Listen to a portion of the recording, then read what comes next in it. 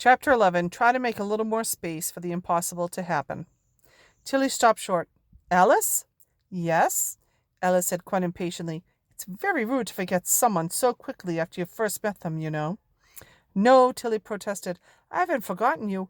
I'd start to wonder if you're real. Well, real.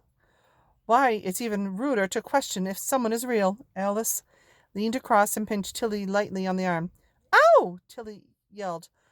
What did you do that for? To prove I am real, obviously, Alice retorted.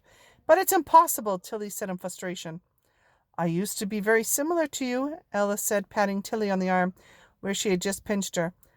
But so many out-of-the-way things happen to me that I begin to think that very few things are indeed really impossible.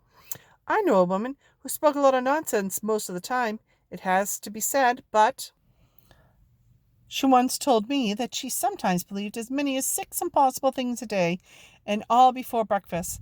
So nowadays, I try to make a little more space for the impossible to happen. Alice attempted to give Tilly a moment to take in everything she'd said, but couldn't contain herself. Anyway, do you want to come to a tea party or not? You said yourself that you wanted to be more curious. Tilly looked up and steeled herself. Why not? How much stranger could things get? Alice bounced excitedly next to her and held out her hand. Tilly shrugged and took hold of it. All at once, Pages and company seemed to divide into a grid of tiny tiles that click-clacked over each other like a wooden toy folding down on itself. In only a few seconds, the whole shop had dominoed down and seemed to wind itself under Tilly and Alice as if pulled to them by a very powerful magnet. Tilly's stomach dropped like the moment you go over the top of a roller coaster and there was a smell of marshmallows toasting on a bonfire. Instead of the familiar bookshop, Tilly and Alice were standing in a colourful forest with a thatched house tucked into the trees and a long table set out in front of it. At one end of the table sat a large hare in a bow tie, a dormouse who seemed to be asleep, and a man wearing a rather mad-looking hat. Oh, you were talking about this tea party, Tilly said queasily. Alice nodded merrily. Welcome to Wonderland. It's always tea time here. Let me introduce you, she said, skipping over the table. And please don't mind them if they're a little rude until they get to know you, and quite likely for a while after that as well. Tilly followed Alice to the table, not quite believing that she could feel the grass under her feet touch the wooden chair as she was about to sit down. No room, no room, the hare shouted, and Tilly felt a strange sense of déjà vu. What, this exact scene from the book she had read so many times? Why, there's plenty of room, Alice said sternly. We've been over this before. She nodded encouragingly at Tilly. Go on, sit down. It's fine. Tilly perched on the edge of the huge, squishy cushion covering the chair and smiled nervously at the characters she knew so well, who were now staring at her haughtily. Would you like some cake? The Hatter asked, gesturing at the table, which was entirely free of anything to eat and held only teapots and teacups. No, thank you, Tilly said. May I have a cup of tea, please? Oh, I'm ever so sorry, but we are completely out of tea. So sorry. Would you like some wine? The Hatter said, while pouring himself a cup of tea. I can't drink wine. I'm 11, Tilly said, confused. I'm ever so sorry, the Hatter replied. How foolish of me. You're far too old to be drinking wine at tea time. Too old? Why, yes. One should have long broken the habit of wine drinking if one is already 11. Your discipline is commendable, and we shall be the most inspired by it. Some tea, he said.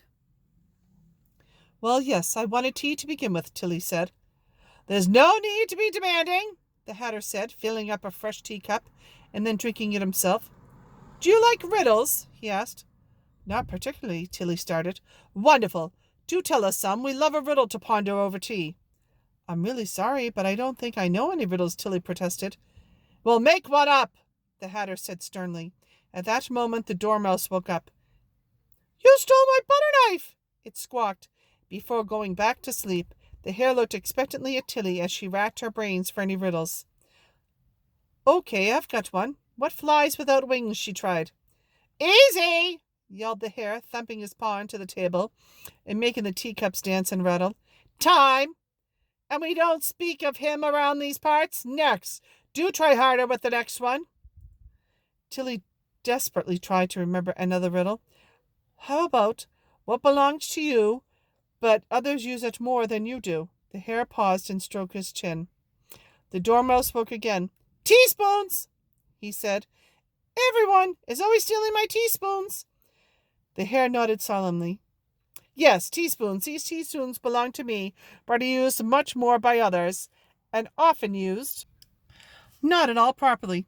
He glared at Alice, who was watching the conversation with delight. No, the answer isn't teaspoons, Tilly said with a little crossly. The answer is your name. Your name belongs to you, but others use it more often than you do. You might as well say your birthday belongs to you, the Hatter chimed in.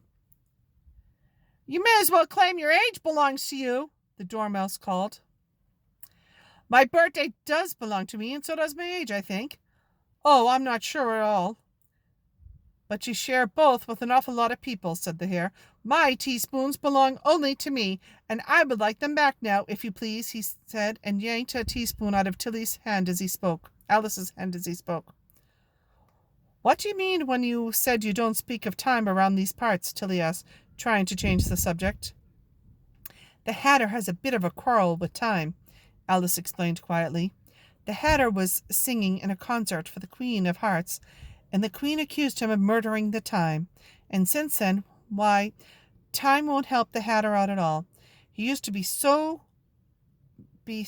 ever so helpful with getting things straightened out.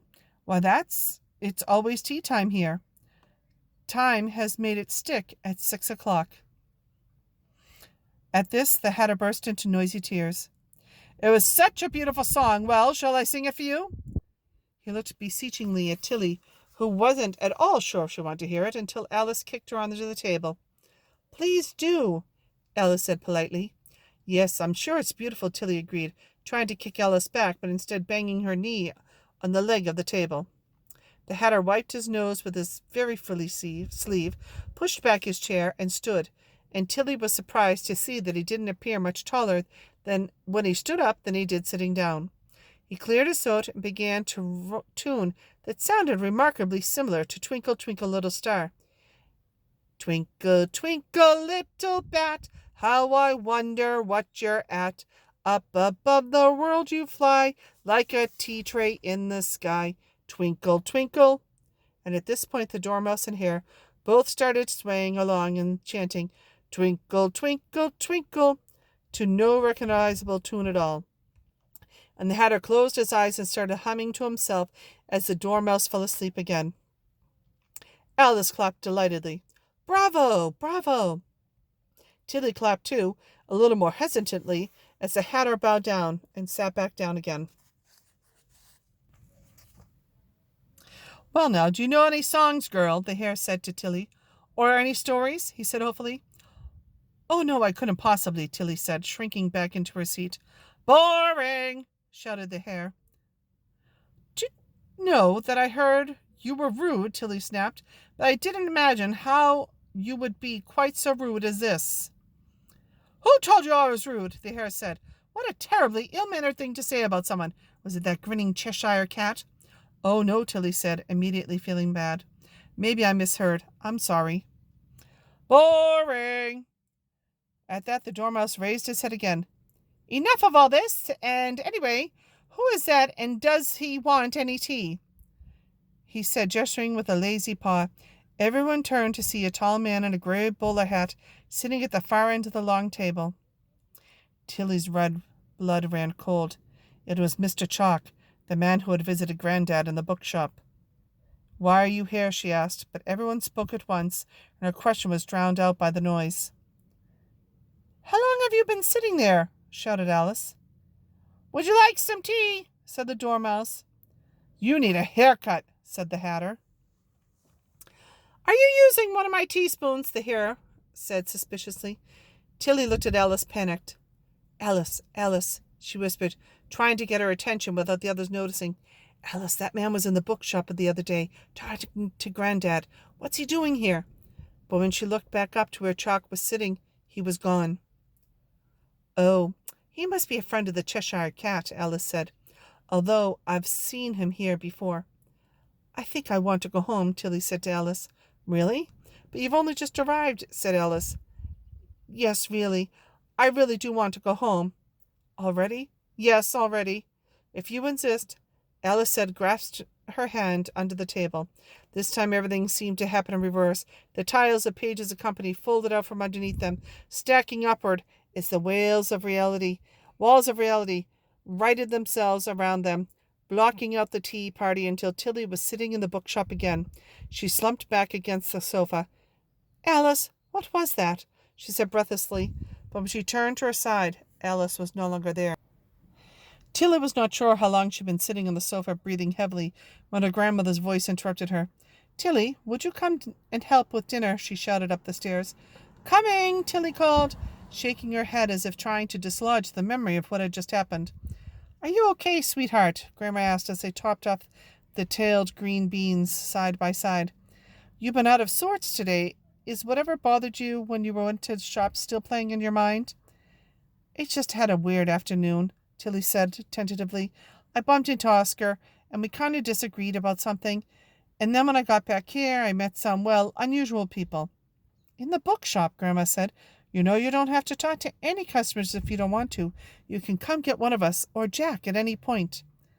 It wasn't like that, Tilly said. I kind of knew them already. Grandma frowned. Kind of? Were they from school?